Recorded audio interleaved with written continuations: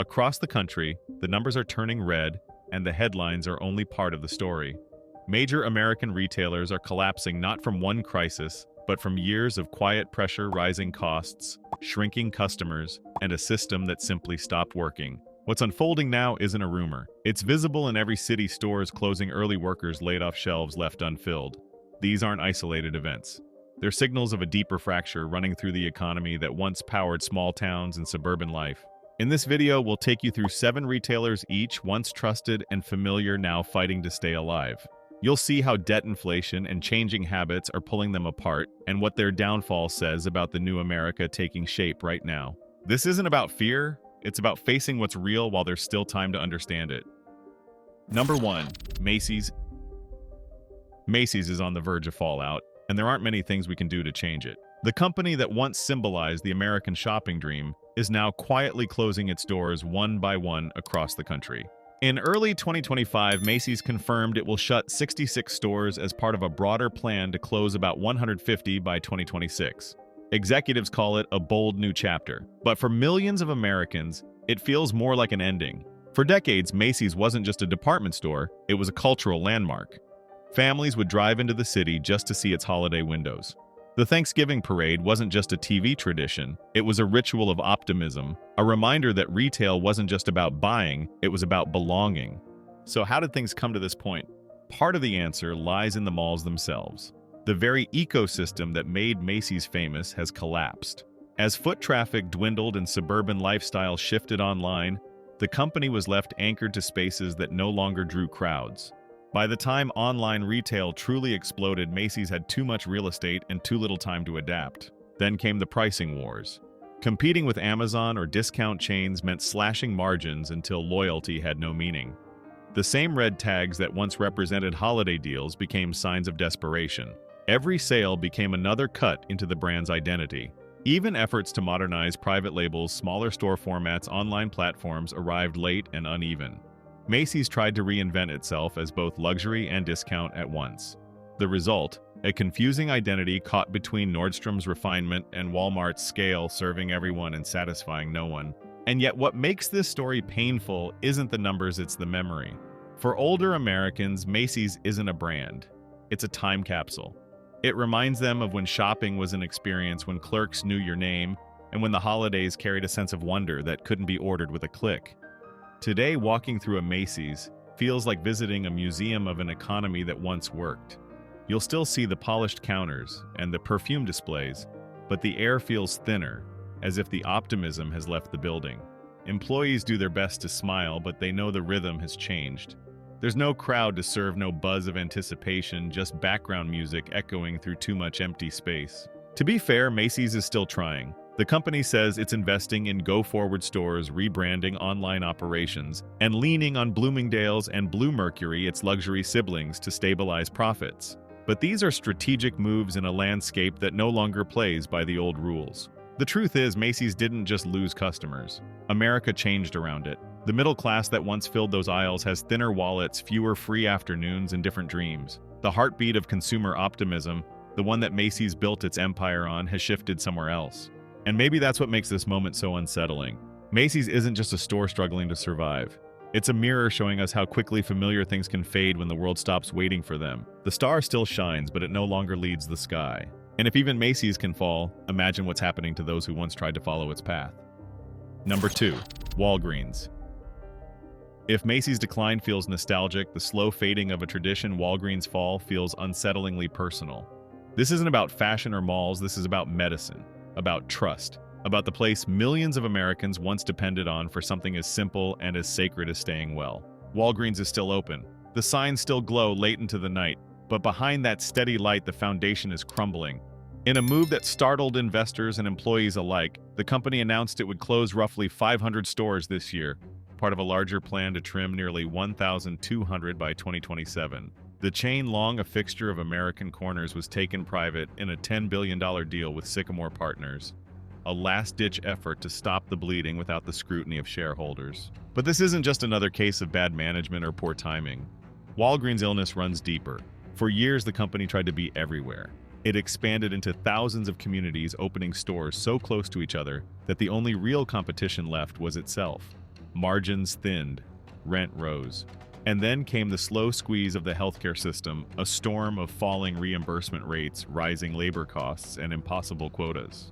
Pharmacists once seen as local healers became exhausted technicians racing a stopwatch. One manager told Reuters earlier this year, "We're filling more prescriptions than ever, but making less on each one. It's like running faster just to stand still." That line says everything. The crisis inside the pharmacy counter is quiet but real. Delayed shipments, short-staffed shifts, burnout so deep that entire teams walk out midday, leaving behind handwritten signs that say, "Closed until further notice." These aren't rare incidents anymore, they're part of a pattern. The system isn't built to care, it's built to keep up. And for older Americans, the ones who remember when a pharmacist knew your name, the shift feels brutal. They walk in for medication refills only to find their local Walgreens permanently closed. Some drive 10, even 20 miles to the next location just to pick up heart pills or insulin. The irony is painful. A health brand that once promised convenience has now become an obstacle to care.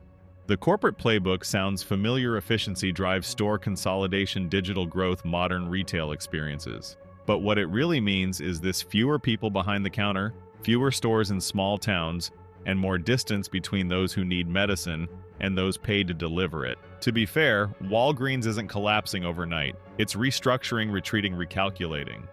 Yet for a company built on presence, the promise that no matter where you lived, help was just around the corner, this retreat feels like betrayal. You can fix a balance sheet. You can't easily rebuild trust. The deeper tragedy is what it represents. Walgreens was more than a store. It was a neighbor. It was where parents picked up antibiotics at midnight, where seniors waited for vaccines, where advice felt human. Now, as corporate executives search for profits and spreadsheets, the spaces that once connected communities are going dark. Maybe the lights will come back. Maybe the new owners will find a formula that works. But for now, every store closing sign feels heavier than a business failure. It feels like a symptom of a country where even care itself has become a commodity. Sometimes even the pharmacy can't heal itself. Number 3, Rite Aid. Rite Aid isn't collapsing overnight. It's fading the slow way. Every year, fewer customers walk through the doors. Every quarter, the company sinks a little deeper into the hole it dug for itself. At its heart, Rite Aid's downfall isn't a story of sudden failure. It's one of direction lost. For decades, the chain tried to be a national force without ever having the strength to back it up. It grew faster than its foundation could carry, opening thousands of stores in overlapping neighborhoods where they ended up competing with each other. Rent went up, margins went down. Meanwhile, the entire pharmacy business model began to shift beneath its feet. The company leaned on the same formula, a mix of retail aisles and prescription counters, believing convenience alone would keep customers loyal. But Americans changed how they shopped and how they sought care. Grocers and warehouse clubs added pharmacies. Mail-order prescriptions took off. Online refills became effortless. Rite Aid stayed still, confident that familiarity would protect it. It didn't. The result came quietly but decisively. After years of rising debt, falling sales, and costly opioid-related lawsuits, Rite Aid filed for its second bankruptcy in 2025. This time, there was no rescue plan. The company began closing all of its remaining stores nationwide. Its prescription records, the living memory of the brand, were sold to competitors. And with that, one of America's oldest pharmacy names disappeared from the high street. Its wrong turns were small, but relentless. Overexpansion without clear identity. Borrowing heavily to maintain growth instead of fixing what was broken. A digital strategy that arrived years too late. And a leadership team that changed so often the company seemed to forget what it wanted to be. Every new plan bought time but never solved the problem. Industry experts had long seen the writing on the wall. One retail analyst described it bluntly. Rite Aid's front-end model wasn't wrong, it just ran out of money and time. Another observer called debt its silent killer, explaining that interest payments alone were eating what little profit remained. Even suppliers lost patience. Many tightened terms, demanding cash on delivery. Shelves began to empty, and stores started to feel hollow long before the official closures were announced. But the real story isn't in the spreadsheets. It's in the communities that quietly lost something they counted on. In small towns across Pennsylvania, Ohio, and New York, Rite Aid was more than a pharmacy, it was part of the rhythm of life. The place where parents picked up antibiotics for their kids, where retirees filled blood pressure prescriptions, where the clerk knew your name and would hold your order if you were late. Now, those towns are left with longer drives and fewer choices. Many customers, especially the elderly, must travel 10 or 15 miles to reach the next available pharmacy. What used to be a short errand has become a half-day task. The distance isn't just physical, it's emotional. Another thread of neighborhood connection quietly snapped. Looking ahead, the Rite Aid name may linger on paper, perhaps through licensing or small regional ownership, but as a national chain, its story is over. The pharmacy landscape will consolidate further under Walgreens, CVS, and a handful of online players. Convenience will survive. Familiarity will not. In the end, Rite Aid's fall isn't a tragedy of greed or scandal. It's a lesson in slow neglect, the cost of mistaking presence for strength. Sometimes a brand doesn't die with noise or scandal. It simply stops being needed. Number 4, Big Lots. It's not that people stopped coming, a Big Lots manager said quietly. It's that they stopped buying. Walk into a Big Lots today, and on the surface, it looks fine. The lights are bright, the music plays, and the aisles are full of everything from patio chairs to cereal boxes. But spend more than a few minutes there and you'll notice what insiders already know: something's off. Customers wander without purpose. Shelves are stocked but not shopped. The carts move slowly, half empty. That's because the problem isn't that Big Lots is empty. It's that it feels empty emotionally and economically. For years, the company built its identity on being the home for closeouts and discount treasures, a place where value hunters could find surprise bargains. But that model doesn't work anymore. Today's shopper isn't searching for a deal buried under clutter. They want speed, simplicity, and trust in what they're buying. Big Lots didn't make that turn.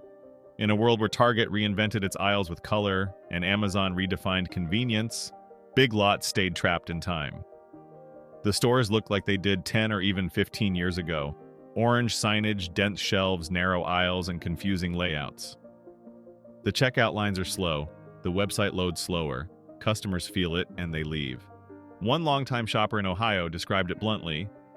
You used to walk in and find something exciting every time. Now it's the same stuff sitting in the same spot for weeks. It feels like the store gave up. That feeling, not just the prices, is what's been driving people away. By late 2024, the numbers caught up. Big Lots filed for bankruptcy, burdened by high inventory, weak sales, and expensive leases. Hundreds of stores were closed or sold off, leaving a smaller network struggling to stay relevant. The company blamed inflation, high shipping costs, and tighter consumer budgets, all of which are true. But underneath those excuses lies a simpler truth. Big Lots lost touch with what customers expect from modern retail.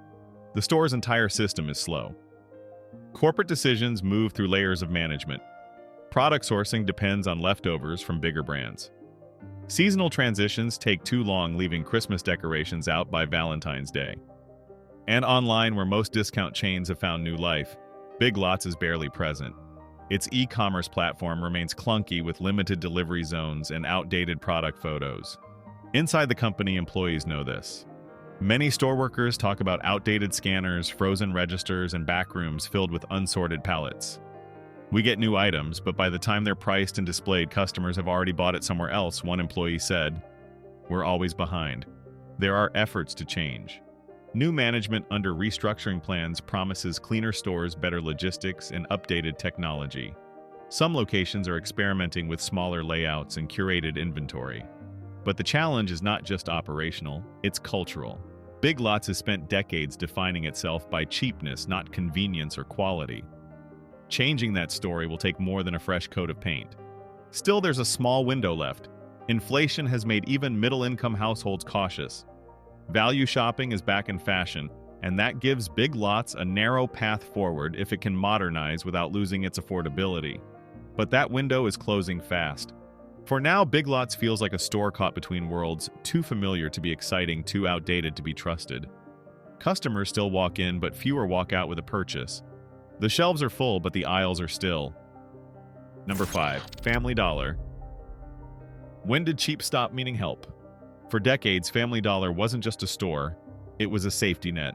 In small towns across America, it filled the space between grocery chains that left and supermarkets that never came. You could walk in with $20 and walk out with dinner for the week, school supplies for your kids, and a sense that life, though hard, was still manageable. That promise is fading fast.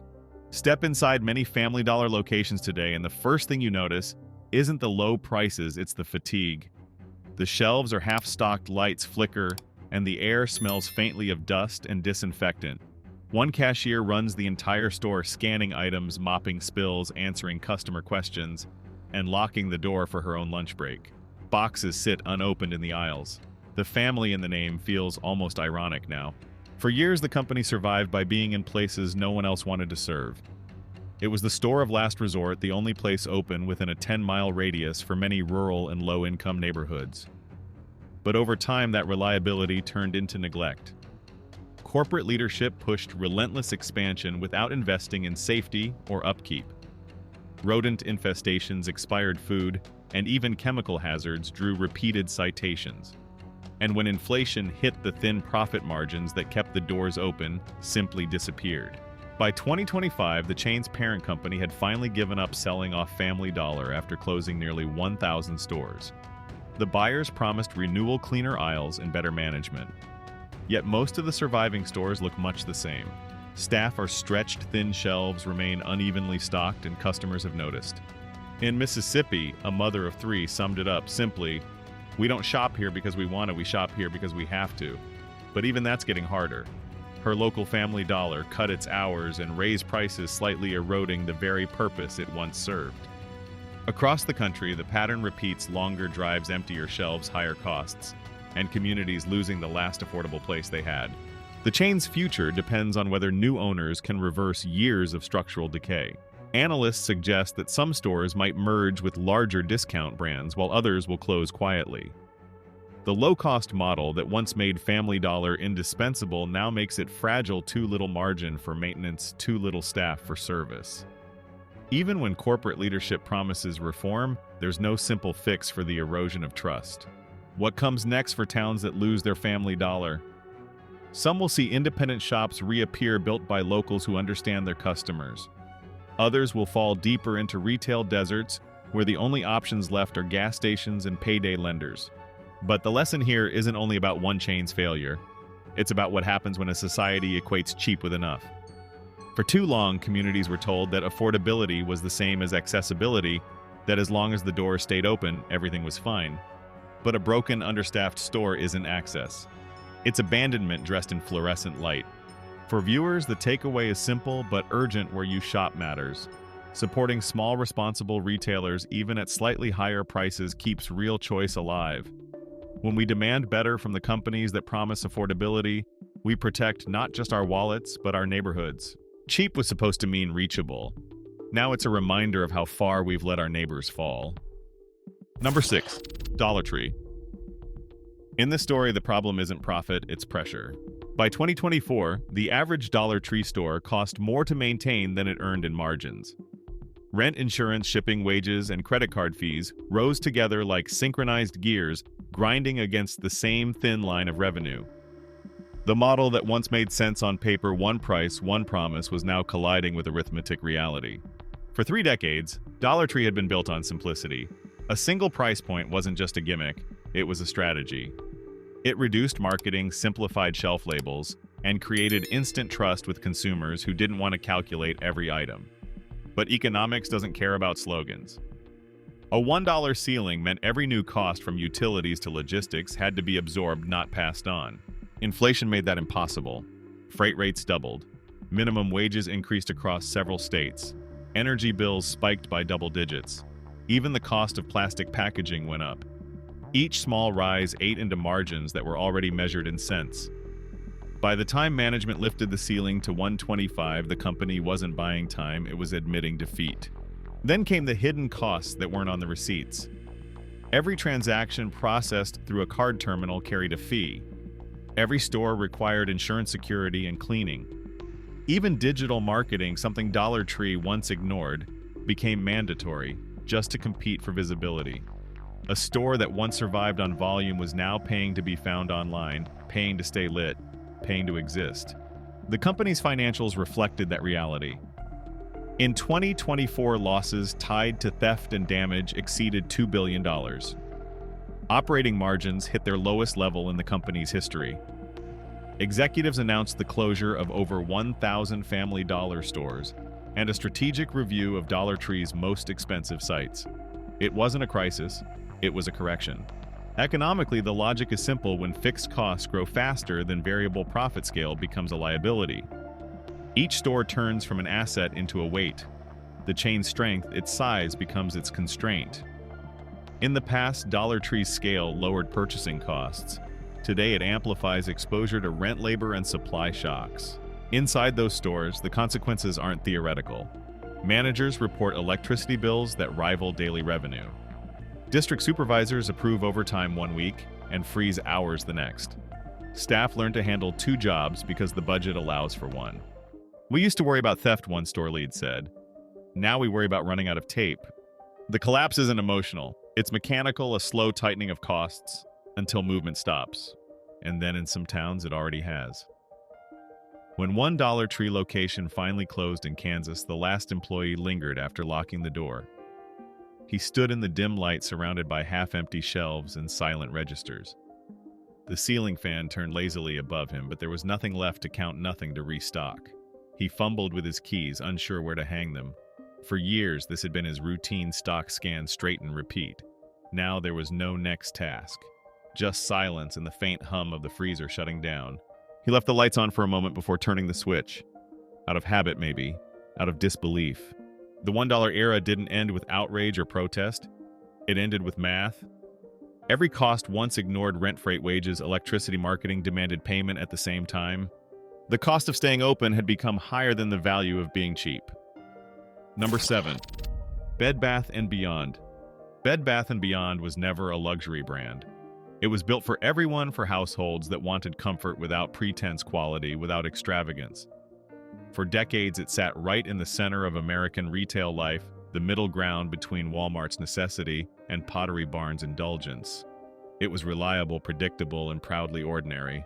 Founded in 1971, the company expanded from a single store in New Jersey into more than 1,500 locations at its height. It was where newlyweds bought their first kitchenware, where parents found dorm essentials for their kids, where comfort felt tangible and affordable. But by 2023, the shelves were empty. The company filed for bankruptcy, and its name, once synonymous with suburban calm, was sold to Overstock.com, which moved the brand entirely online. The store that sold comfort no longer existed in the real world. The irony is sharp. Bed Bath & Beyond was designed for the majority, the stable middle-income families that form the backbone of consumer America. It democratized comfort, made a home feel complete without being excessive. But that same mass-market logic became its undoing. When inflation hit, shipping rates climbed, leases renewed at higher costs, and wages rose across every market, the margins that once felt generous vanished overnight. Unlike boutique brands, Bed Bath & Beyond couldn't hide behind exclusivity or premium pricing. Its value depended on scale: large stores, vast inventories, and constant promotions. That scale turned into a burden. Maintaining a single big box site meant paying rising rent, higher insurance, and energy bills that doubled over 5 years. Each store became a fixed cost anchor in an economy that rewards flexibility. Marketing didn't help. In the early days, those famous blue coupons were a draw. By the end, they were a liability. Digital advertising costs soared, and the same promotions that once created loyalty now eroded profit. Competing online required data analytics, personalization, and instant logistics, none of which the company built fast enough. As consumers moved to mobile shopping, Bed Bath & Beyond stayed trapped between paper coupons and oversized aisles. By the time management tried to modernize, the math was irreversible. The cost of visibility in the digital marketplace, search ads, delivery partnerships, social media placement, rivaled the cost of operating physical stores. Maintaining both became impossible. Comfort, it turned out, was expensive to advertise. Inside the final stores, it didn't look like a crisis. The lights were on, the towels neatly folded, the shelves still labeled home. But something was missing, not customers, but conviction. Employees described the atmosphere as waiting for an ending that everyone already knew. One store manager in Ohio recalled the last day before closure. "We spent the morning restocking candles. Nobody bought any. We just kept straightening them. When the end finally came, it was quiet. No protests, no public outrage, just clearance signs and empty parking lots." In one store, an associate folded towels long after closing time, as if routine could still hold back the inevitable. He paused for a moment, looking around the aisle that used to smell faintly of linen and air freshener, and whispered, "Feels like a house after everyone's moved out." That's the true story of modern retail, not failure, but fatigue. The economics of survival have changed. Rent, energy, marketing, data, infrastructure, and delivery networks now define success more than the product itself. Even strong businesses lose when the cost of simply existing outpaces the value they provide. Bed Bath & Beyond didn't die because comfort went out of style. It died because comfort became unaffordable, not for customers, but for the people trying to sell it. Comfort was supposed to be simple, but in modern commerce, even simplicity has become expensive. What's happening across American retail isn't just about stores, it's about survival in a changing era. These 7 names aren't isolated failures. They're early warnings of how fast the ground can move beneath any business built on routine and hope. The truth is, this isn't the end of something. It's the start of a harder, wiser chapter. Consumers, too, are part of this story. The choices we make, where we buy, what we support, how we value real work, will shape what replaces these fallen giants. The coming years will test everyone, companies, workers, and communities alike. But history shows that America always rebuilds stronger when it learns the lesson early. Stay alert, stay discerning, because what's closing now may only be the first sign, and those who understand the pattern will lead the next beginning. This video does not promote division within the United States or encourage segregation. All content is presented for the purpose of exploration, analysis, and fostering discussion based on current events, public sentiment, and social trends. We fully respect the United States Constitution and all federal regulations. If today's analysis made you think, drop a comment so we can keep the conversations going. And don't forget to like, subscribe, and hit the bell so you will never miss our next independent deep dive.